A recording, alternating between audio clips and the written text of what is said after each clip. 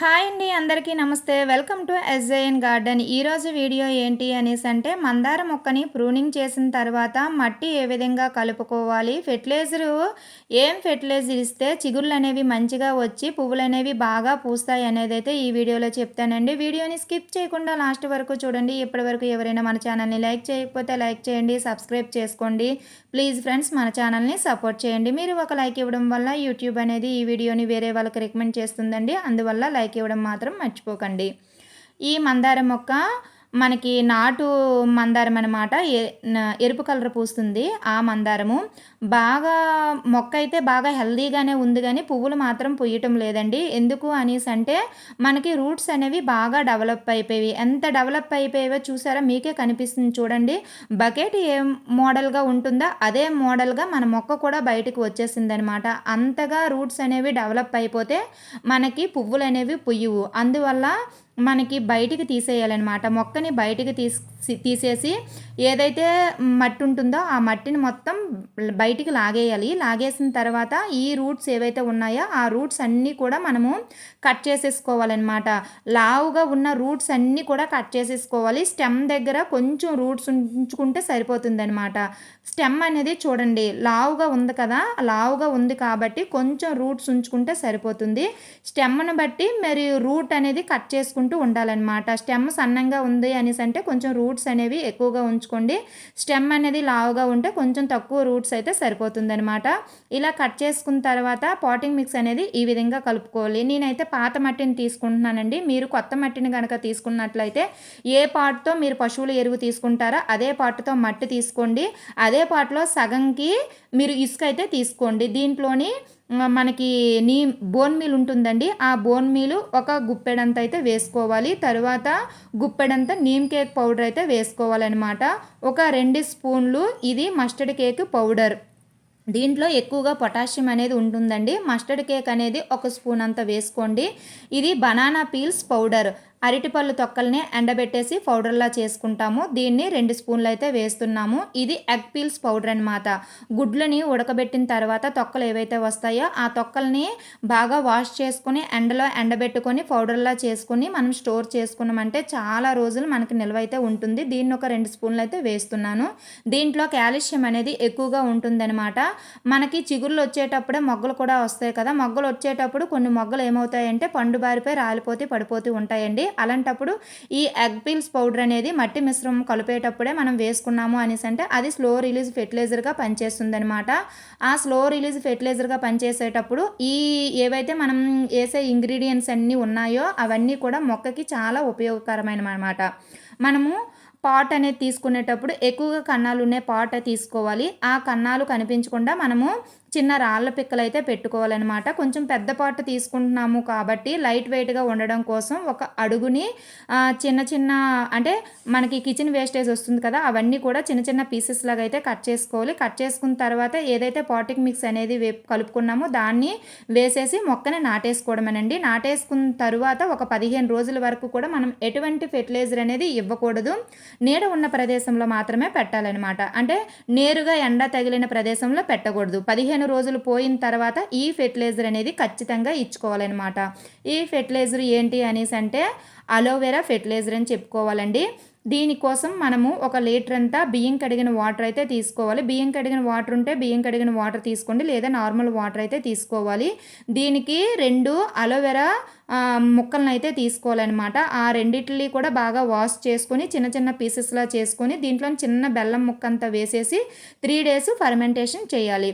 3 days fermentation చేసిన తర్వాత మనకి ఈ ఫెర్టిలైజర్ అనేది ఈ విధంగా తయారవుతుంది. ఏవైతే అలోవెరా వేసామో అవన్నీ కూడా మెత్తగా జ్యూసీలాగా అయిపోతాయి అన్నమాట. ఇలా అయిపోయినంత వరకు కూడా మనం ఫెర్టిలైజర్ అంటే పక్కన పెట్టేసుకోవాలి. అలా పెట్టేసుకుంటే మనకి ఇలాగా కొంచెం జ్యూసీలాగా అయిపోతాయి. మనము మిక్సీ ఏమీ పట్టనవసరం లేదండి, ఇలా పెట్టేసుకుంటే సరిపోతుంది. 3 డేస్ ఫర్మెంటేషన్ అయిన తర్వాత మనము 1:10 రేషియోలో మన మొక్కలు మొదట్లో ఇచ్చేసుకోవడమేనండి. అంటే ఎప్పుడు కూడా మనము ఫెర్టిలైజర్ తయారు చేసుకునేటప్పుడు మనం ఫర్మెంటేషన్ చేస్తాం కాబట్టి ఫర్మెంటేషన్ చేసిన ఫెర్టిలైజర్ని పల్చగా మొక్కలకు ఇచ్చుకోవాలన్నమాట. ఇవి అన్ని మొక్కలకి పనిచేస్తాయండి. ఈ అలోవెరా ఏం చేస్తుంది అనేసి అంటే నేలని సారాన్ని పెంచి మొక్కల వేర్లు బలంగా పెరగడానికి, రోగ నిరోధక శక్తిని పెంపొందించడానికి మరియు తెగుళ్ళని నివారించడానికి బాగా సహాయపడుతుంది ఈ అలోవెరా అనమాట. ఏదైతే దీంట్లో చిన్న బెల్లం ముక్క వేసామో ఆ బెల్లం ముక్క అనేది మనకి వానపాములు ఉంటాయి కదండీ! ఆ వానపాముల్ని అభివృద్ధి చెందడానికి ఈ బెల్లం ముక్క అనేది చాలా బాగా ఉపయోగపడుతుంది. ఈ కలబందలో కాల్షియం, మెగ్నీషియం, జింక్ వంటి ఖనిజాలు మరియు విటమిన్లు ఏ, సి, ఈ, బి విటమిన్లనేవి ఎక్కువగా ఉంటాయన్నమాట. అందువల్ల ఖచ్చితంగా మొక్కలకి 15 రోజులకు ఒకసారైనా సరే ఈ ఫెర్టిలైజర్‌ని మొక్కలకి ఇవ్వడం చాలా మంచిది. అండ్ నెక్స్ట్ ఏంటి అనేసంటే మనము చెప్పాను కదండీ! మనం మొక్కల్ని కటింగ్ చేసేటప్పుడు వేర్లు అనేవి త్వరగా రావడానికి అంటే రూటింగ్ పాయింట్‌ని అభివృద్ధి చెందడానికి ఇదొక హార్మోన్‌లా పనిచేస్తుందనమాట ఈ కలబంద. అందువల్ల ఖచ్చితంగా మనము రీపాటింగ్ చేసుకునేటప్పుడు మాత్రం ఈ ఫెర్టిలైజర్ అనేది ఇవ్వండి. చాలా మంచి రిజల్ట్ అయితే ఉంటుంది. ఎంత మంచి రిజల్టు అనేదంటే మనము ప్రూనింగ్ చేసుకున్న తర్వాత చిగుర్లనేవి ఇంత మంచిగా రావాలి అనేసంటే ఈ ఫెర్టిలైజర్ అనేది చాలా బాగా ఉపయోగపడుతుందనమాట. మనకి జీరో కాస్ట్ ఫెర్టిలైజర్ అని చెప్పుకోవచ్చు. దీనికి ఫర్మెంటేషన్ చేయడం మాత్రము ఖచ్చితంగా 3 డేస్ ఫర్మెంటేషన్ అయితే సరిపోతుందండి. అంతకు మించి ఎక్కువ ఫర్మెంటేషన్ ఏమీ అవసరం లేదు. ఏదైతే కలబంద ముక్కలను తీసుకుంటామో అవి కట్ చేసుకునేటప్పుడు మనకి కిందన యెల్లో కలర్ లాగా వస్తుంది కదా! ఆ యెల్లో కలర్ లాగా పోయేంత వరకు కూడా బాగా వాష్ చేసుకోవాలి. బోత్ సైడు ముల్లుల్లా ఉంటాయి కదండీ! అవన్నీ తీసేసుకొని చిన్న చిన్న పీసెస్ లాగా మాత్రం కట్ చేసుకొని మనము ఫెర్టిలైజర్ అనేది తయారు చేసుకోవాలనమాట. ఇప్పుడు నేను కట్ చేశాను కదా! అంటే ప్రూనింగ్ చేశాను కదా! సేమ్ అదే విధంగా ఈ ప్లాంట్‌కి కూడా నేను ప్రూనింగ్ చేశాననమాట. చూడండి మనకి కిందకి అడుగు భాగం కనిపిస్తుంది కదా! అక్కడ అది మదర్ ప్లాంట్ అనమాట. అక్కడ కట్ చేశాను. ఈ 4 కనిపిస్తున్నాయి కదా! అవి పొడవుగా వచ్చేసాయన్నమాట. పొడవుగా వచ్చేసాయనేసి సగానికి కట్ చేశాను. కట్ చేసిన తర్వాత ఒక 5 రోజులు నీడ పట్టున పెట్టేశాననమాట. పెట్టేసిన తర్వాత మాకు కొంచెం ఇక్కడ ఎండ ఎక్కువగా తగలదండి ఇంటి ముందు. అక్కడ నేను పెట్టేశాను. పెట్టేసిన తర్వాత 15 రోజులు పోయిన తర్వాత ఇప్పుడు నేను తయారు చేసుకున్న ఫెర్టిలైజర్ ఇచ్చాననమాట. ఇచ్చిన తర్వాత ఎంత మంచిగా చిగుర్లు వచ్చాయో చూసారా? చిగుర్లు వచ్చిన తర్వాత మనకి పువ్వులనేవి బాగా పూసాయన్నమాట. ఇప్పుడు మనం ఏం చేయాలి అనేసంటే మనము ఏదైతే రైతులు గొప్పు తవ్వుతారు కదా! అలాగా మట్టినైతే లూజ్ చేసుకోవాలి. లూజ్ చేసుకున్న తర్వాత ఈ కట్టెల బూడిద ఉంటుంది కదండీ! మనం కట్టెలు కాల్చేసిన తర్వాత వచ్చిన బూడిదనమాట. ఆ బూడిదను మనము మొక్కల మొదట్లో వేసేసుకోవాలనమాట. మనము ఫెర్టిలైజర్స్ ఇచ్చేటప్పుడు మనకి ఈ శంఖం పురుగులనేవి వస్తాయి కదా! శంఖం పురుగులు, ఆ పురుగులు రాకుండా ఉండడానికి ఈ కట్టెల బూడిదనేది ఒక ఫంగస్ లాగా మనకి పనిచేస్తుందనమాట. ఇది కూడా నేను ప్రూనింగ్ చేశానండి. చూడండి నిటారుగా ఒక అంటే కొమ్మ అనేది ఉంటుందనమాట. ప్రూనింగ్ చేసిన తర్వాత అది పక్క నుంచి బ్రాంచెస్ రాలేదు. బ్రాంచెస్ రాకుండా నిటారుగా పెరిగేసిందనమాట. పెరిగేయడం వల్ల నేను ప్రూనింగ్ అయితే చేసేసాను. ప్రూనింగ్ చేసిన తర్వాత మంచిగా చిగుర్లు అయితే వచ్చాయి. చూడండి ఎన్ని మొగ్గలు వచ్చేసాయో చూడండి. చాలా మంచి మొగ్గలు వచ్చాయి. దీనికి ఈ చిన్న చిగురుకి మనకి ఈ పిండి నల్లి అనేది పట్టేసిందనమాట. ఇలాంటప్పుడే మనము నీమ్ ఆయిల్ అనేది స్ప్రే చేసుకోవాలి. పిండి నల్లి అనేది ఎక్కువగా అవ్వకముందే ఇలా కొంచెం కొంచెంగా ఉండేటప్పుడే మాత్రమే మనం నీమ్ ఆయిల్ కానీ వేపాకులతో తయారు చేసిన కషాయాన్ని కానీ స్ప్రే చేసుకున్నాము అనేసి అంటే అది ఎక్కువగా వ్యాపించదు అనమాట. పిండి నల్లి అనేది ఎక్కువగా వ్యాపించదు. రిజల్ట్ అనేది చాలా బాగుంటుంది. ఇప్పుడు ఇంకొక టిప్ చెప్తానండి. ఈ టిప్ ఏంటి అనేసి అంటే మనము పూజకు వాడిన పువ్వులు ఉంటాయి కదా! ఆ పువ్వులు, తర్వాత అరటిపళ్ళు గట్టా కొన్ని తొక్కలు ఉంటాయి కదా! మనం ఫెర్టిలైజర్ తయారు చేసుకోకుండా ఆ పక్కన మొక్కల మొదట్లో కొంచెం పడేస్తూ ఉంటాము. పడేసినప్పుడు ఏమవుతుందంటే మనకి చిన్న చిన్న దోమలనేవి వచ్చేస్తాయన్నమాట. మనకి యూజ్ చేసుకోకుండా అలాగా దోమలు వచ్చేసాయి అనేసంటే చాలా చిరాకుగా అనేసంటే చూడడానికి చూసే వాళ్ళకి కూడా చాలా దరిద్రంగా ఉంటుంది. అలాంటప్పుడు ఏం చేస్తారంటే మనకి ఏదైతే కిచెన్‌లో వచ్చిన వేస్టేజ్ అవ్వనివ్వండి, లేదు అనేసంటే దేవుడికి వాడిన పువ్వులు అవ్వనివ్వండి, ఆ పువ్వులన్నీ కూడా కాండానికి కొంచెం దూరంగా గనక మీరు నాటేసుకొని ఏదైతే మన మొక్క మొదట్లో ఉంటుందో మట్టి, ఆ మట్టితోనే కప్పేశారు అనేసంటే, మీరు పోషకాలు ఇచ్చుకోవచ్చు. తరువాత ఇది ఏదైతే మనము వేస్టేజ్ ఏదైతే వేసామో, ఆ వేస్టేజ్ అనేది మనకి కంపోస్ట్‌లో కూడా కొన్ని రోజులకి తయారవుతుందనమాట. ఒక్కొక్కటి అంటే ఇప్పుడు దేవుడికి వాడిన పువ్వులు ఏమవుతాయన్నమాట, కొంచెం తొందరగా కంపోస్ట్ అవుతాయి. కిచెన్ వేస్టేజ్ ఏమవుతుంది, కొంచెం లేట్‌గా కంపోస్ట్ అవుతుంది. అంతే తేడా తప్ప గాని రిజల్ట్ మాత్రం చాలా బావుంటుంది. అది ఏ విధంగా వేసుకోవాలనేదైతే ఇప్పుడు నేను ఒక మొక్కకు వేసి నేను చూపిస్తాను చూడండి. ఇప్పుడే నీమ్ ఆయిల్ అనేది స్ప్రే చేశాననమాట. మొక్కలకన్నిట్లికి కూడా నీమ్ ఆయిల్ అనేది స్ప్రే చేశాను. మొక్కలన్నీ కూడా చూడండి జిగురు జిగురుగా ఉన్నాయి కదా! ఈ విధంగా మనము నీమ్ ఆయిల్ అనేది స్ప్రే చేసుకుంటూ ఉండాలనమాట. పిండి నల్లి ఉన్నా లేకపోయినా సరే మనము 2 డేస్‌కి ఒకసారి లేదు అనేసంటే ఒక 4 డేస్‌కి ఒక్కసారైనా సరే మనము స్ప్రే చేసుకుంటూ ఉండాలి. మట్టి చూడండి ఎలా ఉందో అంటే దగ్గర దగ్గరగా ఒక 10 రోజుల క్రిందట అనుకుంటాను. నేను ఈ కొన్ని మొక్కలకైతే మనకి కట్టెల బూడిదనేది దొరికింది. ఆ బూడిదంతా కూడా మొక్కలు మొదట్లో వేసేసి పోషకాలనేవి ఇస్తూ ఉన్నాననమాట. ఇప్పటి వరకు నేను మట్టిని లూజ్ చేయలేదు. కొన్ని మొక్కలకు లూజ్ చేశాను. కొన్ని మొక్కలకు లూజ్ చేయలేదు. అలాంటి మొక్కలు ఉండిపోయిన వల్ల కూడా ఇలాగ లూజ్ చేసుకుంటూ దేవుడికి వాడిన పువ్వులనేవి కొంచెమైతే ఉన్నాయన్నమాట. ఆ పువ్వుల్ని ఏం చేస్తాను అనేసంటే కాండానికి కొంచెం దూరంగా చూడండి. కాండం మీకు కనిపిస్తుంది కదా! ఈ కాండానికి కొంచెం దూరంగా ఇలాగ చిన్న గాతలాగా తీసుకోవాలనమాట. ఇలాగ గాతలాగా తీసుకున్న తర్వాత ఏదైతే మనం పూజ చేసిన తర్వాత పువ్వులు వాడిపోయినవి వస్తాయి కదా! ఆ వాడిపోయిన పువ్వులన్నీ కూడా కొంచెం ఎక్కువగా తీసుకోనవసరం లేదు. కొంచెం కొంచెం తీసుకుంటే సరిపోతుందండి. కొంచెం ఒక గుప్పెడకు పట్టినన్ని పువ్వులైతే తీసుకొని ఏదైతే గాత తీసామో ఆ గాతలో ఈ పువ్వుల్ని కప్పెట్టేసి మట్టి ఏదైతే పక్కన మట్టి ఉంటుంది కదా! ఆ మట్టిని ఈ పువ్వులకి బయటికి కనిపించకుండా ఈ మట్టితో కవర్ చేసేయాలన్నమాట. కవర్ చేసేసిన తర్వాత మామూలుగా వాటర్‌ని చిలకరించేసుకోవచ్చు. లేదు అనేసంటే మనం ఫెర్టిలైజర్స్ అనేవి ఎలాగో మొక్కలకి ఇస్తాం కదా! అలాగా మొక్కలకి ఇచ్చేసుకుంటే సరిపోతుందనమాట.